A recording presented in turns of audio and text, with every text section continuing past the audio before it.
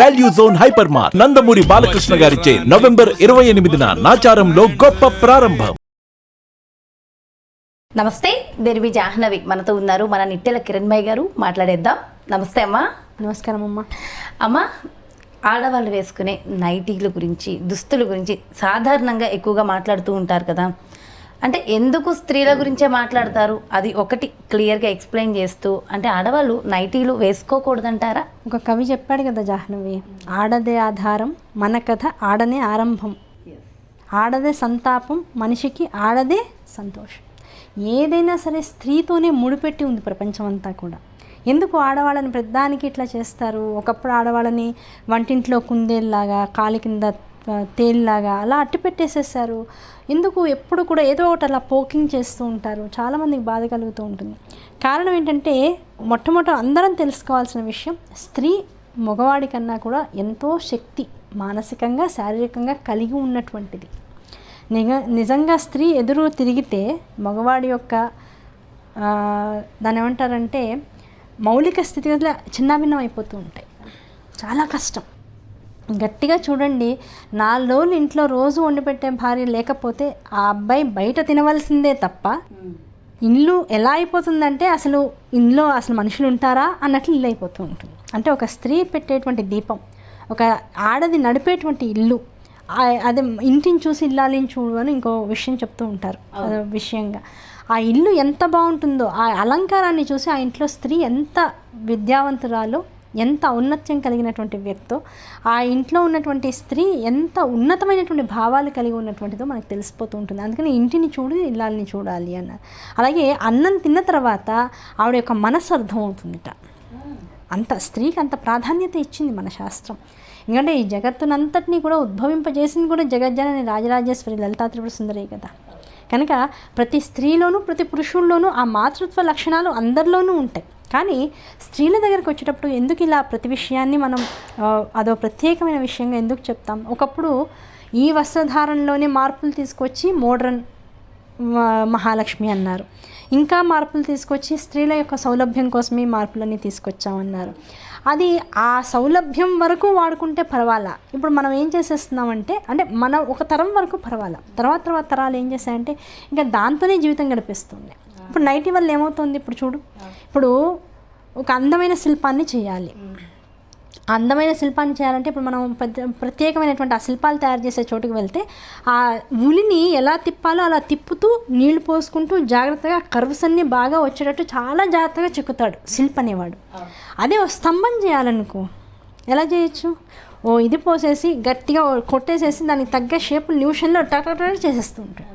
అంటే ఒక షేప్లెస్ విషయాన్ని ఆవిర్భావం చేయడం కోసం నిమిషం పట్టదు. అదే చక్కటి అందచందాలతో కరువులతో ఉన్నటువంటి ఒక దేవతామూర్తిని కానీ, ఒక స్త్రీని కానీ, ఒక పిల్లని కానీ, ఒక ఆవుని కానీ, దూడని కానీ దేనైనా మలచాలి అంటే చాలా కష్టం. అలా స్త్రీకి ఉండేటువంటి ప్రాధాన్యత వస్త్రధారణలో అమ్మవారి లలితా సహస్రనామంలోనే చెప్తారు. వాగ్భవ కూటమి, మధ్య కూటమి, కామరాజ కూటమి అని 3 కూటములుగా ఉన్నటువంటి అమ్మవారి యొక్క శరీర భాగాన్ని 3 రకాలైనటువంటి వస్త్రాలతో అమ్మవారు ఎప్పుడు కూడా కట్టిపెట్టి ఉంచుతుందిట.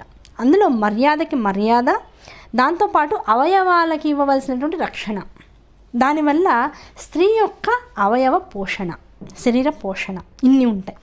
నిజం చెప్పనా, అందరూ విస్మయం చెందవచ్చు, డౌట్ పడవచ్చు. కానీ నేను చెప్పే విషయం ఏంటంటే, నిరంతరము చీరలు కట్టుకునేటువంటి స్త్రీ యొక్క ఆకృతి ఎప్పుడు కూడా లావుగా ఉండదు. అంతే, నో డౌట్. నైటీలు వేసుకున్న తర్వాతనే రకరకాల వ్యవహారికమైనటువంటి మనకు అలవాటు లేనటువంటి డ్రెస్సుల్లోకి వెళ్ళిన తర్వాతనే శరీరం దానికి ఇష్టం వచ్చినట్లుగా పెరిగిపోతుంది. నిజం చెప్పాలంటే నిజం. ఇది చాలామంది నమ్మరు, కానీ చీర నిత్యము కట్టుకుని, అందుకని లంగావోణీలు, చీరలు అవి ఎక్కడంటే ఎక్కడ మనకి కొవ్వు పెరిగిపోతుందో ఆ భాగాల్ని గట్టిగా చుట్టి పెడతాం. అవునా కదా? ఇప్పుడు మనం చూడండి, మీరు పెద్ద ఒబేసిటీ సెంటర్స్కి శరీరాన్ని ఫిట్గా ఉంచుకోవాలి, శరీరం తగ్గించుకోవాలి, వెయిట్ తగ్గించుకోవాలి అనేటువంటి ఏ సెంటర్స్ కన్నా వెళ్ళండి. వాళ్ళు చేసేది ఏంటంటే శరీరంలోంచి బాగా ఆవిరి వచ్చేటట్లుగా స్టీమింగ్ అలాంటివన్నీ చేస్తారు.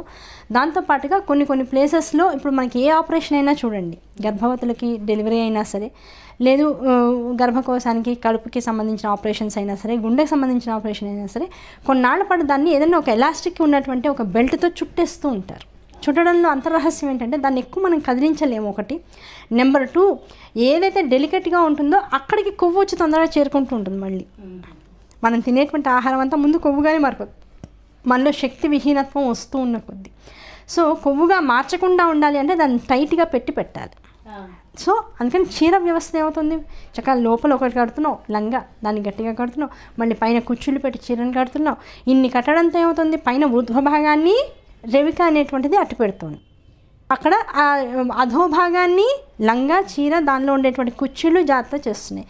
ఊర్ధ్వ భాగాన్ని పైన ఉన్నటువంటి భాగాన్ని కప్పడానికి మళ్ళీ కొంగు వేస్తున్నాం. ఇన్ని రకాలుగా చీరని 3 రకాలుగా మూడు రకాలైనటువంటి వస్త్రాలతో కప్పి పెట్టడం వల్ల ఆ స్త్రీ యొక్క మర్యాద, ఆ స్త్రీ యొక్క శారీరక స్థితిగతులు, దాంతోపాటు ఆ చీర కట్టుకున్నప్పుడు చూడు మనం కూడా ఎంత జాగ్రత్తగా నడుస్తాం, అడుగులు నెమ్మదిగా పడుతూ ఉంటాయి, అవునా కదా. హడావిడి ఉన్నా కూడా అందులో కూడా అందము, వయ్యారము, దాంతోపాటు ఒక మర్యాద స్థితి, ఎవరైనా సరే రెస్పెక్ట్ చేయగలిగేటంత స్థితిలో చీర ధారణ అనేటువంటిది ఉంటుంటుంది. ఎప్పుడైతే ఇవన్నీ మానేసి ఫెసిలిటీ, సుఖము, ఆనందము, హాయిగా ఉంటుంది, అబ్బాయి ఇలా దిగేసుకుని శుభ్రంగా ఉండొచ్చు అనుకున్నాము. నైటీ అన్నాం.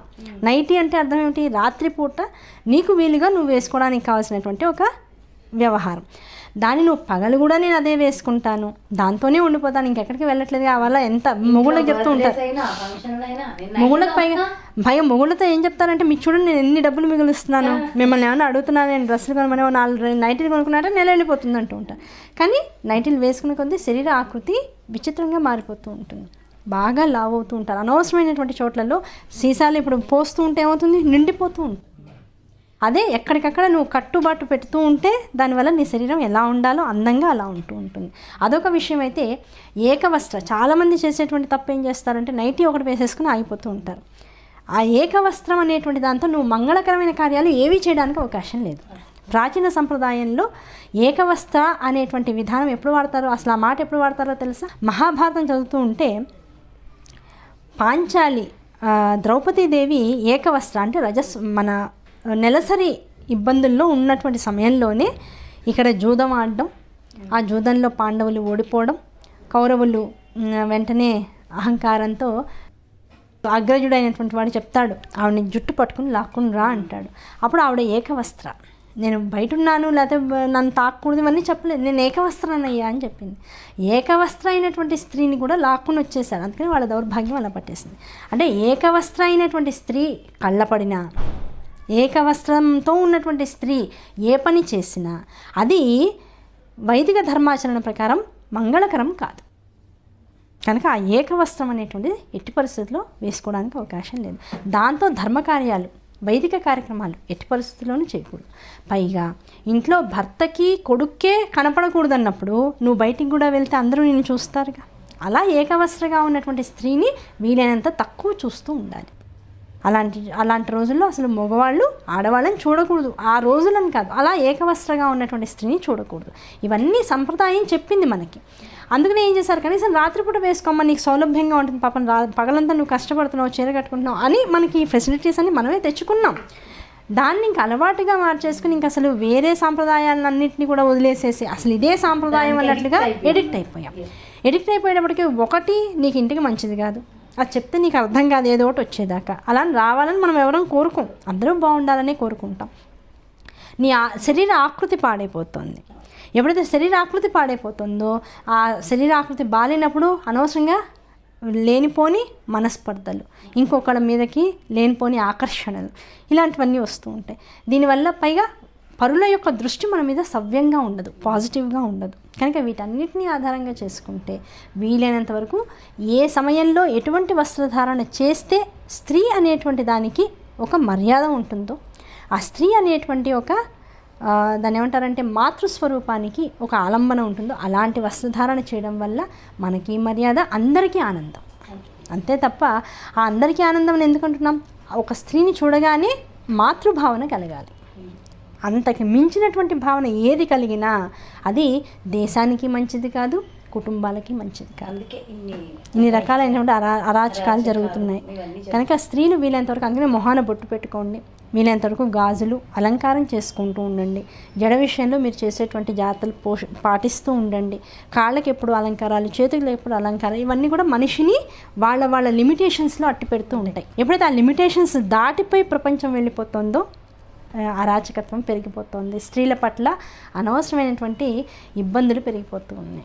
ఇవాళ మనం ఏదో స్త్రీల ఉద్ధరిద్దామని చెప్పేసి ఎన్ని రకాలైనటువంటి మీటింగ్స్ పెట్టినా అవేమీ ఈ రోజులో పనికిరావు. నువ్వు ముందు వేషధారణ బాగా చేసుకో, నిన్ను బాగా చూసుకో, 10 మంది నీ పట్ల చూసేటువంటి దృష్టిని సమంగా చేసుకో, అందరికీ మాతృభావన కలిగేలా ఉండు, చాలు. చాలా చాలా చాలా చక్కగా చెప్పారమ్మా. నిజంగా అంటే ఒక స్త్రీ ఎలా ఉండాలి, ఎలా ఉంటున్నారు, ఏం మార్చుకోవాలి కూడా చక్కగా చెప్పారమ్మా. Thank you so much. నమస్కారం. సో చూసారు కదా, మరి ఎందుకు మనం అంటే వేసుకునే దుస్తులుకి సంబంధించి కూడా ఎక్కువగా కమెంట్స్ వస్తూ ఉంటాయి అని చెప్పేసి అనుకుంటూ ఉంటాం కదా. సో దానికి సంబంధించి పూర్తిగా డీటెయిల్డ్గా ఎక్స్ప్లెయిన్ చేశారు కదా కిరణ్మయి గారు. మరో చక్కటి కార్యక్రమంతో మళ్ళీ మీ ముందుకు వచ్చేస్తాను. నమస్కారం.